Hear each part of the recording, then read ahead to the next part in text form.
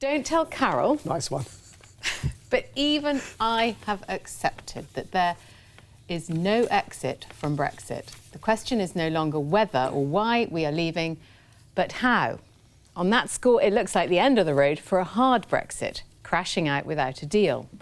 In order to face down a rebellion over the EU withdrawal bill this week, Theresa May was forced into conceding to MPs the power to vote on whatever deal she negotiates.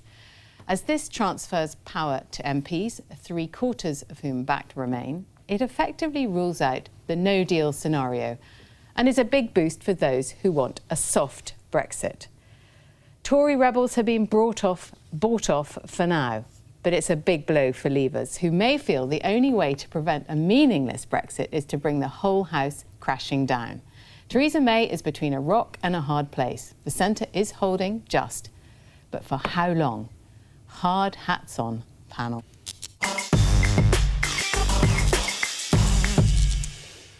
Yes, I think it is a question as to how we Brexit as opposed to whether we Brexit. I agree with you there. I do think just meeting some of the Brexiteers' criticisms about what's just happened with the parliamentarians rebelling against the Prime Minister and then the PM conceding at the last minute, and then what they're suggesting is that somehow this means that the people's will is being subverted.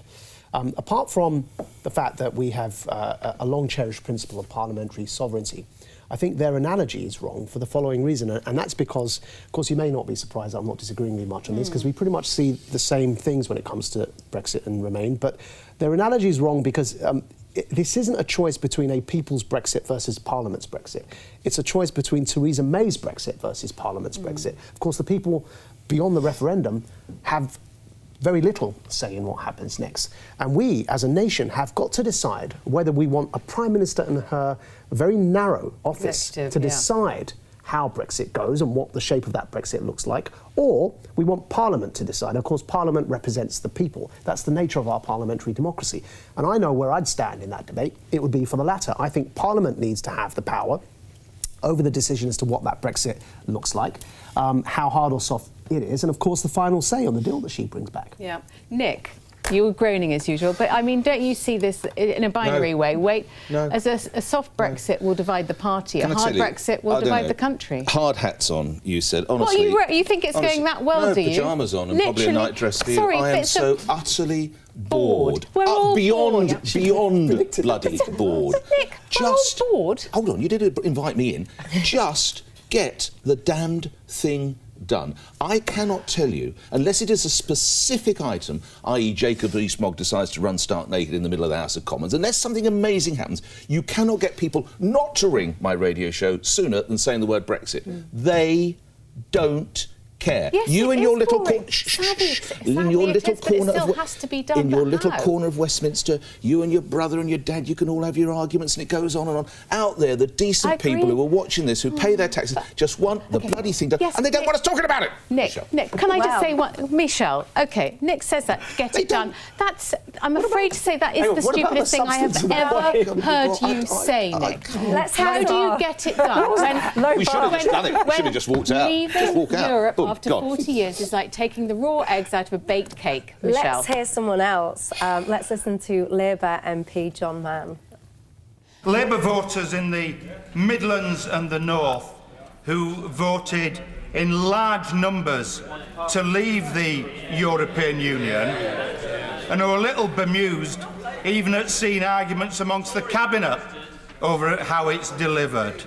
Do not wish to see the negotiation carried out by 650 members of Parliament. They want to see Brexit got on with.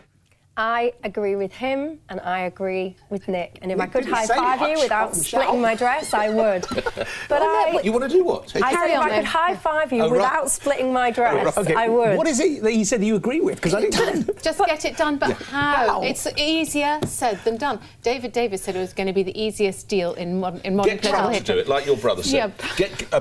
Employ. Sorry, Sorgo, you give me one sentence. Employ Trump-like tactics. You walk in and you say, That's it. Take the deal or not, and you drop out the room. Michelle. Done. But no, I don't do need Carol feel today. every single inch of anything that's been done, been said, is dissected to within an inch of its life. The whole process. You haven't even mentioned the fact she hasn't got a majority to carry whatever it is she wants to have done. Go on, Michelle. Yes, but it's so, like, for me, I feel very let down at the complete lack of preparation. Boo-hoo. I don't know what I feel let down about yet.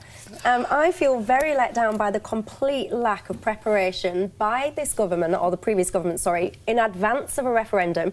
We had a referendum, we made our decision. No one in their wildest dreams ever imagined that we would have gone for Brexit, and they have been on the back foot ever since. Yeah, and to agree with Nick, I'm completely bored of it. I just want you to crack on, get on with it. Not to make my point more important than it perhaps was, but what about the difference between a Theresa May-defined Brexit and a people's-defined Brexit through their representatives, which is Parliament? What about that point? That would never end, Majid. That wouldn't. So you're going to trust the EU can't negotiate with all the MPs. What Afua likes about free trade, she'll vote for, but I don't like that deal because I'm worried about Northern Ireland. It will never end. You can't do a deal like This feels like an appropriate sequence of events, because let's not forget, this whole thing was never about what the people want. This whole thing was about David Cameron trying to resolve a split within the Tory party, and appropriately it's ended back with a split in the Tory party. This was never about what the people want. We've been sold a fantasy that we could just leave, and you've all bought into this idea we could just leave. Well, you haven't. Why did 17.5 million people get it wrong? Because they were lied to about what it would involve, and they were told it would be the easiest now deal the reality in is on the history. table. This is complicated. That it's not. There's no another quote ideal from David solution. Davis, no downside, only I just want to show you something as well, because this is another dark side, and you know, this is supposedly a patriotic thing to reclaim control of our institutions. Yeah, let's calm down. Look at what's happening to our institutions because of Brexit. This is Chukwuemeka.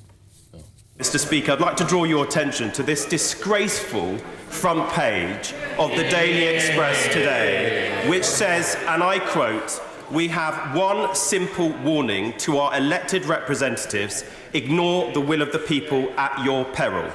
Mr. Speaker, this is a threat. So we are now at a place, and it's not the first time, let's remember, where our newspapers are threatening our democratically elected representatives in the name of sovereignty, trying to censor them. That is absolutely disgraceful. If we're playing I'll show you yours if I'll show you mine with Chuka Amuna, I'll show you one of today's front pages, and that is the reality. Conspiracy in Smith Square. People not necessarily like you, but people who hold your views will do everything they possibly can to derail this. And to come back, 17.5 million people want it. We just get it done. Just get it done. I'm not calming down. Why does this get everyone so angry? Can I make a really quick point to Afua before? Because you said that this isn't what people wanted and the referendum was to fix divisions in the Tory party. I completely disagree with that. That's not what people thought it was about, but that's why David Cameron held it. No, I think one of the reasons he called that referendum was because there was a huge rise in the voting towards people like UKIP.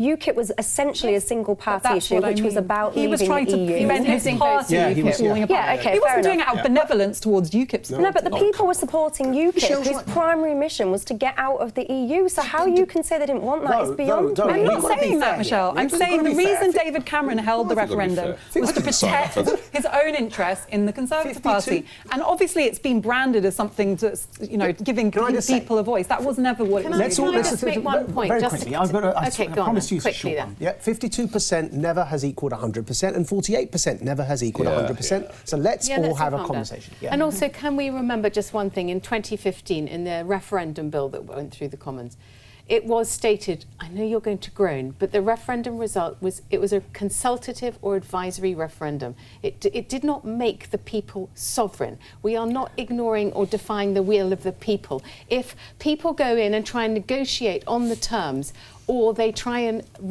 allow MPs to have a say in the final deal. This is perfectly within MPs' rights. You can call me a sadder, but on my office wall, I have that leaflet that we were sent. Yes, I know, but I talked about the bill, not the leaflet. No, but what I'm saying is, in that leaflet that we received, it said, in very clear black and white, the government will implement what you decide. Full stop.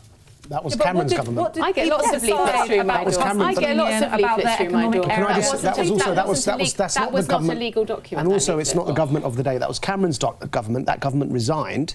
And we have a new government. But it was still the government that implemented and offered us the referendum. Current governments aren't bound by the pledges of previous governments. That's never the case in constitutional... What is weird at the moment is Theresa May is now saying that she will execute Brexit, however damaging it is to the... Yes, do you talk about this I when you get home? Do you ring him up? Do you ring up just bang on endlessly about the bloody thing? Can't you ever talk about anything else? How can you be so dismissive? Where are you going on summer holiday? No, but or this is something? quite important because what Theresa May's Understatement of feet... the- Theresa May was pushed into a position this week of saying that she would execute the will of the people at literally any cost and What are you gonna any do when price. it's done? Is that What a are you gonna talk sensible about? position for a Prime Minister to take When it's done- who purports to represent the national Hello, interest? when it's done, what are you going to talk about all day? You're right. I know. I do wonder. There'll be nothing left for you to talk. None of you will. Trump will be an absolute triumph. Brexit will sail through. Two people playing that game, Rick. When it's Hold on to done, what's quotes. going to get you as flustered and angry? Could you not see? I could see two-term Trump, though. Definitely Yeah, see sorry, two-term Trump. We've had 2 years A two-term since June. Trump is more than I can handle. It's been plain I sailing predicted his so far, victory. hasn't it? Of course I have. Right.